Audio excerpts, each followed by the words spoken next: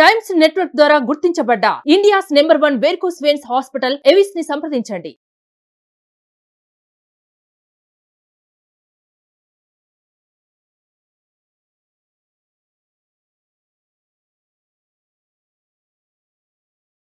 నమస్కారం ఠాగూర్ గారు. నమస్తే నమస్తే. సో కోల్కతాలో జరిగిన ఇన్సిడెంట్ గురించి మనం మాట్లాడుకుంటున్నాం అండ్ అదే విధంగా ఎప్పటికప్పుడు అప్డేట్ కూడా అందిస్తూ ఉన్నాం. అండ్ ఇప్పుడు వచ్చిన అప్డేట్ ప్రకారంగా మనం చూస్తే సిబిఐ ఎఫ్ఐఆర్ కేసు నమోదు చేయడం జరిగింది సందీప్ ఘోష్ మీద. ఇన్ని రోజులు ఆగి ఈ రోజు ఫైల్ చేయడానికి రీజన్స్ ఏంటి సార్? ఈరోజు మధ్యాహ్నం సిబిఐ ఆఫీసర్స్ 2:30-3 ఆ ప్రాంతంలో అలీపూర్ కోర్టులో ఈయన మీద ఎఫ్ఐఆర్ని నమోదు చేశారు. అయితే ఇక్కడ తెలుసుకోవాల్సిన విషయం ఏంటంటే ఎఫ్ఐఆర్ ఎప్పుడూ డిలేగానే జరుగుతుంది. ఈవెన్ దో ఈ కేసులో కూడా ఎప్పుడో పోస్ట్ మార్టం అయిపోయిన తర్వాత ఎఫ్ఐఆర్ నమోదు చేశారు. సందీప్ ఘోష్ మీద మరొక ఎఫ్ఐఆర్. అయితే ఈరోజు ఏదైతే ఎఫ్ఐఆర్ నమోదు చేశారో ఈ ఎఫ్ఐఆర్కి యాక్చువల్ కేసుకి దగ్గర సంబంధం అయితే ఉంది, బట్ కొంత రిలేటెడ్. బట్ ఆ కేసు మీద ఎఫ్ఐఆర్ అయితే కాదు. ఇతను చేసినటువంటి ఆర్థిక అవకతవకలు ఓకే తన డ్యూరేషన్లో అంటే లాస్ట్ ఇయర్ 2023 సెప్టెంబర్లో అక్కడ అపాయింట్ అయ్యాడు. అంతకుముందు ఒక టర్మ్ ఇక్కడ పనిచేశాడు. ఆ టర్మ్లోను ఈ టర్మ్లో ఈయన చేసినటువంటి ఆర్థిక అవకతవకలు, ఫైనాన్షియల్ డిస్టర్బెన్స్ అని ఉంటుంది అందులో. సో ఫైనాన్షియల్ డిస్టర్బెన్సెస్ మీద ఈయన చేసినటువంటి దీని మీద ఎఫ్ఐఆర్ నమోదు చేశారు. అదే ఎందుకు చేశారు? దీనికి 2 కారణాలు చెప్పుకోవచ్చు. ఒకటి, నిన్న అఖ్తర్ అలీ అంటే Murshidabad deputy medical superintendent Murshidabad కంటిన్యూస్గా సిబిఐ ఆఫీస్కి వెళ్ళి ఈయన మీద గతంలో నేను 2023 జూన్లోనే అప్లికేషన్స్ నేను చేశాను. బట్ ఒక 32 క్వశ్చన్స్ ఉన్నటువంటి పెట్టినప్పుడు కూడా అప్పటి విజిలెన్స్ వీటిని పక్కన బుట్టదాఖలు చేశారు. కాబట్టి నేను అప్పటి నుంచి అప్లికేషన్ చేస్తున్నాను. సందీప్ ఘోష్ ఈ విషయంలో చాలా అవకతవకలు పాల్పడుతున్నాడు.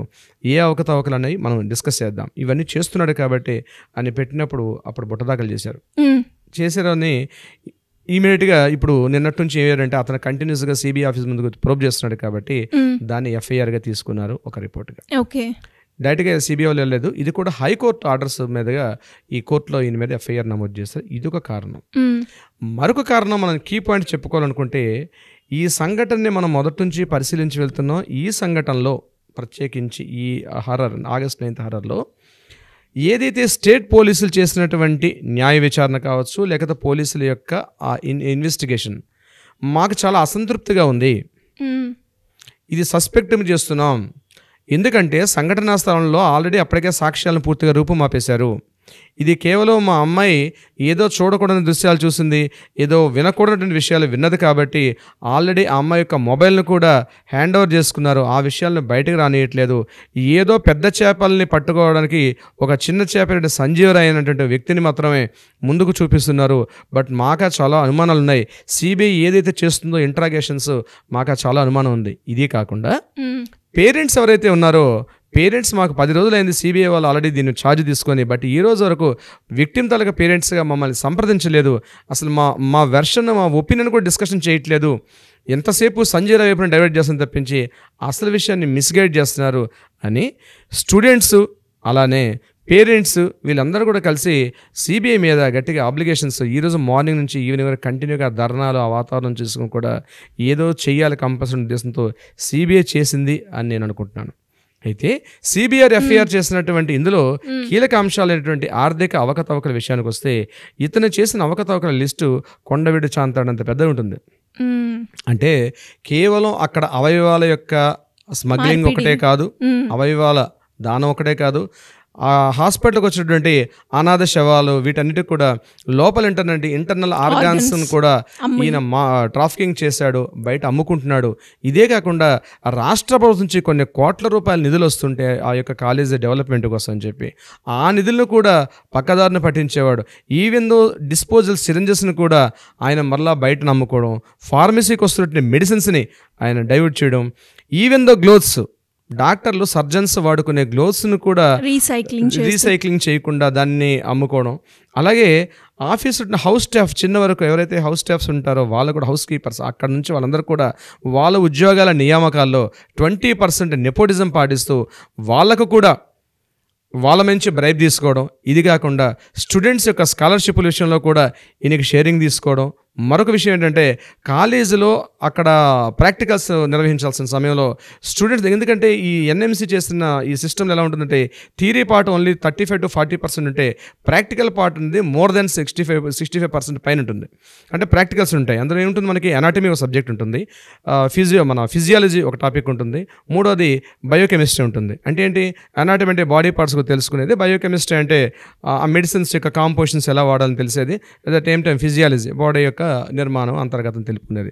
ఈ 3 టాపిక్స్ ఉంటాయి ఎక్కువగా మెడికల్ కాలేజ్ స్టూడెంట్స్. వేరే 4th టాపిక్ ఉండదండి. ఎంటైర్ 5 years కూడా ఇదే చదువుతారు వాళ్ళు.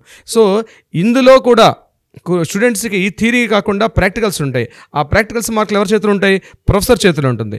ప్రొఫెసర్స్ దగ్గర నుంచి కూడా అంటే స్టూడెంట్స్ ఎంతో కొంత బ్రైబ్ ఇవ్వడం, లైక్ అటెండెన్స్ చేసే దగ్గర అటెండెన్స్ అయ్యేటప్పుడు కూడా షార్ట్ అటెండెన్స్ ఉన్నప్పుడు మోర్ దెన్ 75% ఉంటే కానీ ఎగ్జామ్కి పార్టిసిపేట్ చేసే అవకాశం ఉండదు. అటువంటి సందర్భంలో కూడా స్టూడెంట్స్ ఎంతో కొంత పేమెంట్ చేయడం, 10,000, 15,000, 20,000 అట్లాంటి పేమెంట్స్ చేయడం, ఆ వాటిలో కూడా కొంత షేరింగ్ తీసుకోవడం, ఈ షేరింగ్ వాటాలు పంచుకోవడం, అక్కడ డిపార్ట్మెంట్ ఆఫీసర్స్ అందరూ కూడా పంచుకోవడం, ఇట్లా ఒక అవినీతికి ఒక కుప్పల తక్కడైపోయింది. అది పూర్తిగా అవినీతి కుప్పగా మారింది ఆర్జేకర్ మెడికల్ కాలేజ్. ఎంతో పేరున్న కాలేజ్, రాధా గోవిందకర్ మెడికల్ కాలేజ్ దాని పేరు. ఒకప్పుడు ప్రీవియస్ బ్రిటిష్ వాళ్ళ టైంలో వేరే పేరు ఉండేది. మనకి ఫ్రీడమ్ వచ్చిన తర్వాత 1948 కాలేజ్ పేరు మార్చారు, రాధా గోవిందకర్ మెడికల్ కాలేజ్. కలకట్టాలోనే ఉన్నటువంటి ఫేమస్ మెడికల్ కాలేజ్ టాప్ తీసుకుంటే అందులో టాప్ 5లో ఉంటున్నటువంటి కాలేజ్ ఈ ఆర్జేకర్ మెడికల్ కాలేజ్.